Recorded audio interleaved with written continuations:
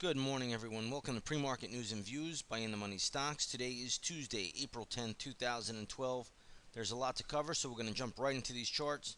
Let's talk first about the S&P 500 E-mini futures. They are trading higher by about 1.25 points. So just a little bit over 1 point move here in the futures. They were up a little bit more about 10 minutes ago, but they have come back down. One thing I want to point out about the futures, whenever the futures are catching a bid, it usually means the US dollar index is trading lower. The dollar is positive, but you can see the big rollover here since 6 a.m. in the morning. Dollar has rolled over, now catching a bid, and you can see how quickly the S&P 500 E-mini futures reverse back down once the dollar upticks. So this is still the most important relationship in the stock market. There's a lot going on in Europe today. You do have the European markets. I believe they're lower across the board. The one thing I want to point out, though, is that Spanish and Italian bond yields are starting to soar. Italy, I believe Italy's market today, if I'm not mistaken, is down sharply, so it's down over 2.5%. That is definitely problematic. Bond yields are starting to move up over in Europe, in Italy, and in Spain. Those are two big economies that will face problems. If the bond yields start to move up there, that will really dampen the European market. So you got to keep that front and center right now. But you are having higher debt yields in Spain and Italy. Ultimately, I would have to think Portugal, Ireland could be on board as well. But right now, the focus is on Spain and Italy. As long as those yields go higher, that is definitely a problem for the overall markets, and could put an end to this little bull run that we've been having on light volume. Now, a couple of other things to talk about real quickly is oil and gold. First, oil is trading down by 29 cents to 102.17 a barrel.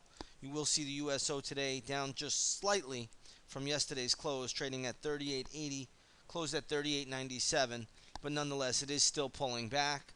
If you take a look at the GLD this morning, you'll see the GLD is trading right at 159.79, closed at 159.37. So gold is trading up just a touch, about $4, I should say, per ounce to 16.48 per ounce on the spot market for gold. And you'll see in the GLD right here, trading up just ever so slightly. Overall, I'm not seeing that much strength in gold right now. If the dollar does catch a bid today, that would put more pressure on gold, silver, and oil, and anything pretty much in the commodity complex, probably copper, iron, things of that nature. But we'll have to watch that dollar closely. The dollar really is the driving force here. The only way that they get the market up is to kill the dollar, and we'll see if that happens. But unfortunately, when you kill the dollar, everything goes up in price. So food, energy, everything that you need to survive goes up in price, and it inflates. So that's the catch-22 that we're dealing with. So we'll see how that plays out today. But keep a chart of the U.S. dollar index up at all times if you can. That's really one of the most important charts to follow after the open and bell rings at the New York Stock Exchange. Now, the Chinese market last night was, believe it or not, was positive by 0.9%. So the Shanghai market was up last night. That tells us that Chinese ADRs, if the U.S. market is up today, could be strong. So you want to watch stocks like Baidu and Sina Corp. You can see Baidu's up a little bit already. Sina Corp also is showing some strength. So Chinese ADRs could be in store to do well today as long as the U.S. markets hold up. If the U.S. markets come under pressure, then I would expect the Chinese ADRs to start to fall. Most of Asia was down last night. The Nikkei was basically flat. The Hang Seng was down quite a bit, and that's Hong Kong. That was down 1.15%. And I believe Australia was down 0.6%.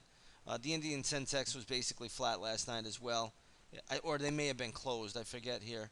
No, they were open. Okay, so the Indian Sensex was basically flat, but you did have commodity-rich Australia down last night, and you had the Hang Seng down. Nikkei was flat, and Shanghai was positive by 0.9% on some positive Chinese data. So we're going to have to watch that market very, very closely. And again, watch for Chinese ADRs to be strong today if the U.S. markets are strong. If the U.S. markets start to slip, don't expect much out of the Chinese ADRs, okay? That's what you want to watch. A couple of stocks in the news today. What I'm looking at is this Vivus. Um, you can see here stocks trading up to $23, and it looks like there's still a ton of resistance around 25, so you can't make too much out of it. But nonetheless, the stock is trading right around this $23 level, just pulling back off of it. But it does have some resistance at 25. It's still holding up pretty well in this sideways. I think it needs to just base more on the daily chart. So watch for a little short-term resistance around 25 if it gets up there. I'm not sure it will do that, but if it does, should be a little bit of resistance there. Another stock in the news today is this AKRX, this Acorn. This is another biotech. It's really all over the map. There's not a lot I would make out of it. If it gets up to around the 1330 to 1350 level, there should be very, very good resistance there. So, again, if you own it, you know, you could sit through it if you want, but I would put a trailing stop in up there around that level. It looks like a strong gap, so I think it has a shot to get back up to that level some point today. Let's take a look at IOC. This is Interoil. This is an energy outfit. A decent little move up today to around the 54.30 level. I'm not sure we can make too much out of this one. The gap up is okay. It's nothing great, and the stock's only up $2, so be careful. I'm really struggling to find any morning gap ups that look pretty strong. Most of them out there are not showing us a whole lot at the moment, so that's what we have to deal with. Let's take a look at this Biopharma. This is VPHM. This stock is getting hit this morning. This is a pretty sharp decline on this Biopharma, trading down to around the 23.30 level. There looks to be some support. Let me get you guys a better level, because I think there's probably a bounce in this stock at some point here.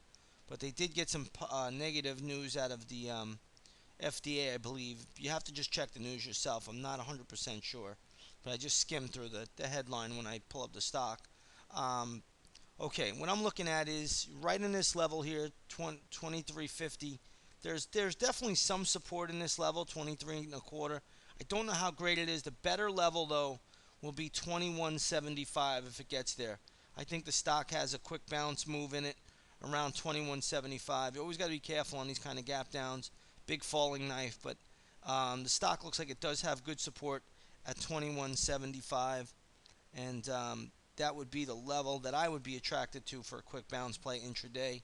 Then after that, it's going to be down to $19.30, and then ultimately way, way lower, but we'll leave it at that point right now. So you're looking at 21.75 for an intraday bounce, also 19.30 for an intraday bounce. You know, could it get a bounce where it is trading right now? Sure, it could. There is still pretty good support right there around the 23.50 level, but if it breaks here, you're going to look at 21.75, 19.30, but it could theoretically bounce where it is right now. Let's take a look at AIG today. I never talk about this one. Anything, you know, where the government has their hands in, I really just leave it alone. But it had an upgrade. I would not touch this thing. Could it trade up to 34? It's very, very possible, but I really wouldn't. Around 34, you could see a pullback in there.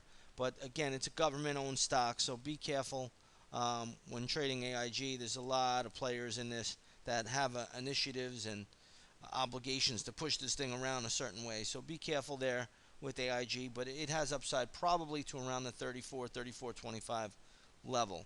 Okay, that's what I'm seeing this morning. I wish there were more out there. Tomorrow we'll have a little bit more out there as earnings season gets kicked off today. Alcoa will be reporting earnings after the bell. That's usually the first stock that kicks off the earnings season.